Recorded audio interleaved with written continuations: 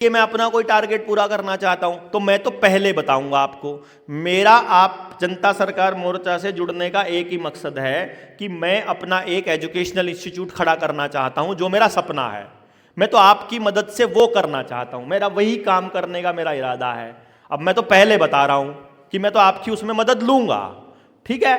आप मदद करिए ना करिए, लेकिन मैं आपके साथ यहां पर ठगी नहीं करूंगा। मैं तो वो करने के लिए, मैं तो चला इसलिए वो लोग जोड़ने, समझ गए ना?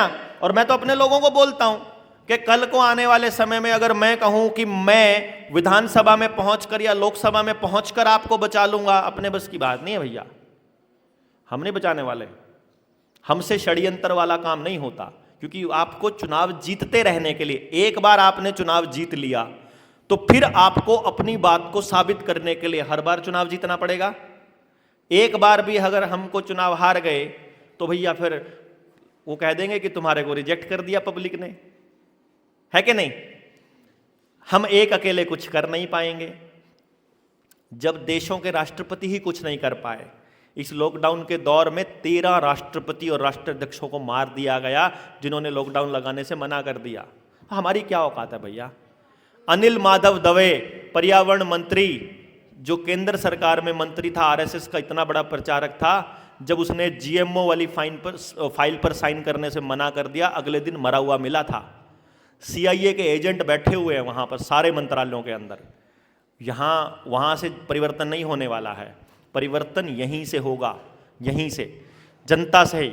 और भैया, जो आदमी को यह फीलिंग होती हो कि मैं देश बचाने की लड़ाई लड़ रहा हूं, जो समाज में ऐसी फीलिंग के साथ जी रहा है कि मेरे पास जो कुछ है ले लो, मैं भिखमंगों की तरह वोट मांगूंगा आपसे, हाँ पागल हूं मैं? राजा जैसी फीलिंग लेने वाला आदमी भिखमंगा बने पागल ही होएगा भैया। तो मैं तो अपने लोगों से यही बोलता हूं कि भैया जी, मेरे को चुनाव मत लड़ने देना, समझ गए ना?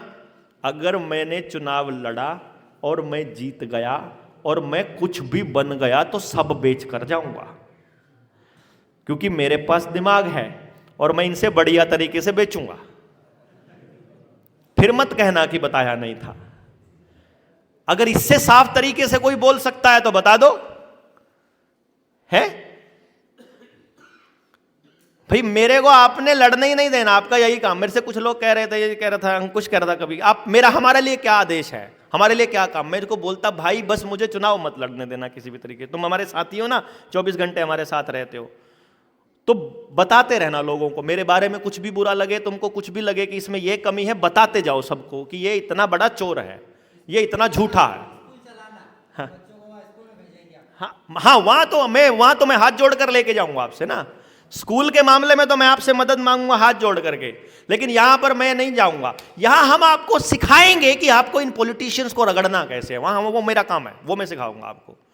हम आपको राजनीति करना सिखाएंगे। इन्होंने आपको राजनीति करके आपका बेवकूफ खूब बनाया है ना, अब इनका बेवकूफ कैसे बनाया जाता है ये हम आपको सिखाएंगे।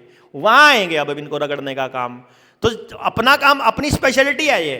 इलेक्शन मैनेजमेंट कंपनी है, अपनी कंपनी थी अपनी, तो हम लोग इनका इस्तेमाल खूब करना जानते हैं। एक ही विधानसभा में हमारी 3-3 टीमें काम करती थी, 3-3 एमएलए से पैसे ले लेती थी, तीनों में से पता था कोई सा नहीं जीतने वाला, और सबको कहते थे रोज तुम ही तो जीते बैठे हो।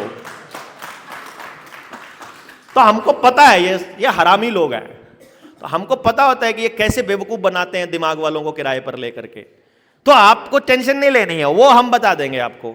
तो समाज में से अच्छे लोगों को निकालने का काम हम कर सकते हैं आपके लिए, लेकिन वो तरीका एक सिस्टम के साथ होगा जब हम लोग टीम बना लेंगे।